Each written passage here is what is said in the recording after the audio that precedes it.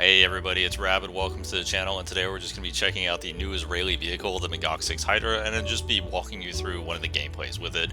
The Magog 6 Hydra is pretty easy to describe. It's very similar to one of the stabilized M60s, but it has two Hydra rocket pods on the side, 17 rounds per rocket. Notably, and this is one thing you will want to remember if you do get this vehicle, the rounds will fire from the left side first, and then once that's depleted, will fire from the right side. There are 17 rockets per rocket pod. Now, you'll see at this point I'm kind of heading up this street on Normandy.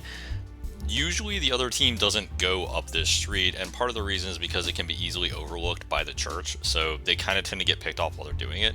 So they might actually, they might go to the, south side and try to wrap around church, but usually they don't actually go up here. And here I actually see that my teammates are tagging people over in this alleyway. So what I'm going to do is I'm going to see what I can do with this alleyway. And we also obviously hear some very clear audio cues that enemies are there, so we're just going to wait in ambush and see what happens. There's our first victim. It's going to be a turn. And we still hear a lot more enemies, and I strongly suspect these enemies do not realize that I am a Hydra because nobody thinks about being a Hydra. So, second enemy, T-55. Third enemy, I don't really know what that guy was doing. Third enemy, also T-55. So the big thing to remember here is that a lot of enemies are not used to the Hydra, so they're not used to you having the backup rockets. And the interesting thing is, while the rockets on something like the American Lavat, which is all the way up at 10.0, sometimes they can kill targets, sometimes they can't. Very little at this battle rating can actually survive a direct hit from Hydras. They're actually pretty good at penning most targets.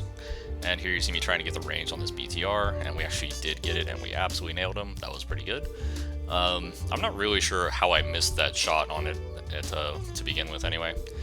But yeah, so we have our little murder alley where we have our first 3 victims. We're already up to 4 kills.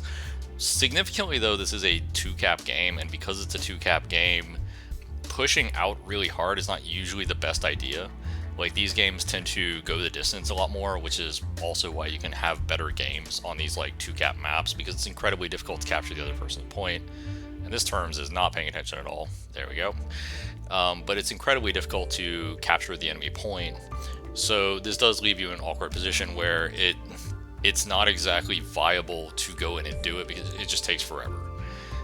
And significantly, if you uncap it and the enemy recaps it, they'll just get more spawn points.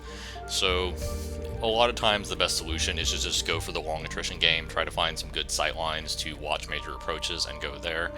And of course that's what we're kind of benefiting from here.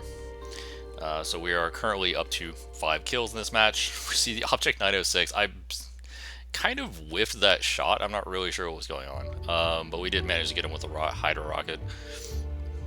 Which is part of the reason why I do particularly like this vehicle. Just having the extra backup of the Hydra, whether you whiff your shot, you're on reload, or the enemy just knocks out your barrel, just having that option is great. One thing I will say, if you ever go up against the Hydra, shooting the rockets doesn't really do much. It mostly just disables the rockets. I feel like a lot of people get confused by this because they're used to the old system where all you had to do was shoot external rockets and the tank would instantly explode. This mechanic was changed a little while ago. Now instead of detonating, the rockets just kind of cook off. So that is one thing that's important to keep in mind if you're going against these things. All you'll do by shooting the rockets is knock out that rocket pod. You're not actually going to knock out the vehicle proper. It will still have its main gun. It will still be able to kill you with the main gun. So especially if you have a single shot weapon, not the best idea to use your shot on the rocket pod. So just one thing to keep in mind there. And here we're just kind of backing up to see what our teammates were looking at, see if they see anything over there. It looks like they don't, but it also looks like they're having some trouble navigating the pile of corpses we amassed. So we're going to make some room for this in 103 real quick. And we got a bit of a shout out that there was in fact an enemy heavy tank over here. Don't really know what it is, so I'm just going over here expecting to probably find something Russian, like an IS. Turns out we find something a little bigger. We do in fact end up finding a mouse. Although the mouse, from what I can tell, is actually pretty heavily damaged because we end up taking it out with a single shot. So not the toughest kill in the world, but you know, it happens. And of course we look behind us, make sure there's nothing back there. We did see an IKVS, the Swedish anti-air, wandering around, but I couldn't really figure out exactly where it was. I knew it was somewhere in that general area. Now I did hear some reports of an anti-air over here, and I think I even heard some anti-aircraft fire. So I go around the corner to check, and I was expecting the Swedish anti-air because that hadn't actually been killed yet. But I think that actually got killed by somebody else later, and we do in fact see a ZSU 37-2, which somehow doesn't die to that shot, but fortunately we do have the rockets, so... Or no, it ends up getting finished off by the fire. Weird. I guess it would already taken damage, or the rockets possibly did enough damage to the crew to where... If the rockets do enough damage to the crew, the fire will actually kill them faster, because it's just doing incremental damage to the crew, so it's possible that was what happened. But it just seemed like a somewhat odd... that just seemed like a bit of an odd death. I thought I killed him with the rockets, but looking back, it is obvious that it was the shell, so it was probably the fire caused by the shell. And lastly, we're going up to capture the point. Normally I don't go up to capture points on these maps unless the enemy team's almost dead, but in this instance they are. And we do spot an enemy.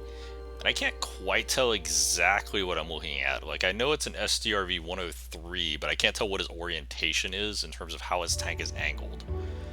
So I'm kind of trying to play Marco Polo with the Hydra rockets for a bit. Not the best idea in the world, but you know.